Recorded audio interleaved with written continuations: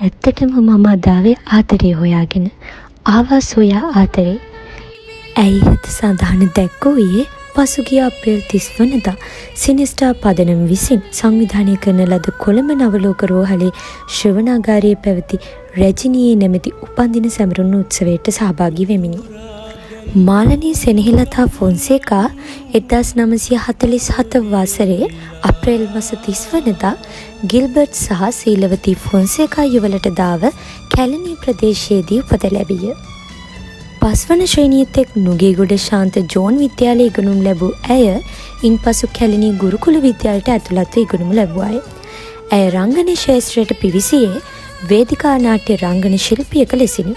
1963 වසරේදී නොරත රත නැමැති වේදිකා නාට්‍ය භූමිකාවක් නිරූපණය කරමින් මාල්නී ක්ෂේත්‍රයට පිවිසි බව පැවසේ. 1968 වසරේදීම තිස්ස ලියනසූරියගේ පුංචි බබා චිත්‍රපටය තුළින් ඇය සිනමාවට පා තැබුවායි.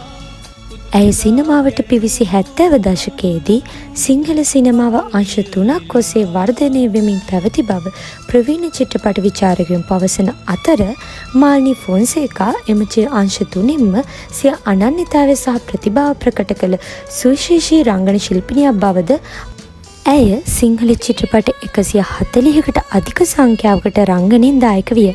නිධානය, සිරිපාල සහ රන්මැණිකා, බඹරු ඇවිත්, කස්තුරි සුවඳ, තුෂාරා, ආවා සොයා ආදරේ ආදී සිනමා නිර්මාණ රැසක් ඇයගේ නාම ඉදිරියේ පවතී.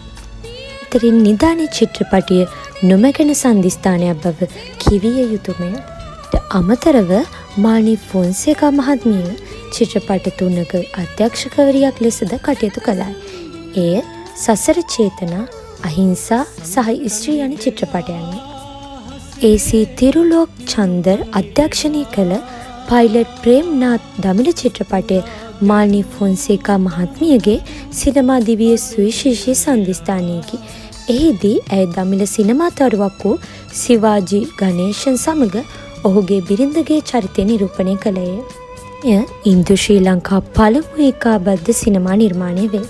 පසුව ටෙලිනාට්‍ය ක්ෂේත්‍රයට පිවිසි ඇය මැනලද පුතේ කිරිදුන්නේ, පිටගම්කාරයෝ, කෙම්මුර, අඹදරුවෝ ඇය රංගනයෙන් දායක වූ ටෙලිනාට්‍ය කිහිපයක් ලෙස හඳුන්වන්නට පුළුවන්. ජාත්‍යන්තර මෙන්ම දේශීය වශයෙන්ද සම්මාන රැසක් හිමි කරගත් ඇය ප්‍රතිභාපූර්ණ රංගන ශිල්පිනියකි.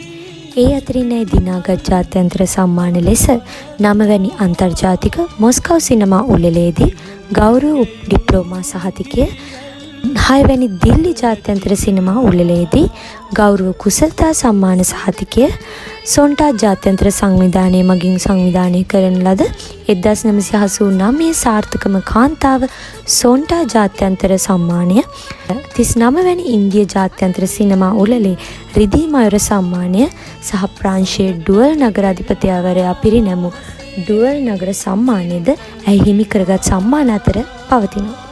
78 වන උපන්දින සැමරුමින් 24 දිනයට එළඹෙති ඇය තමන්ගේ දිවි රංග මඩලෙන් සමුදුන්නාය. ඉතින් හෙළ සිනමාවේ නිලි රැජිනිය මාල්නී ෆොන්සේකා මහත්මියනි, ඔබට අජරාමර නිවන් සුව.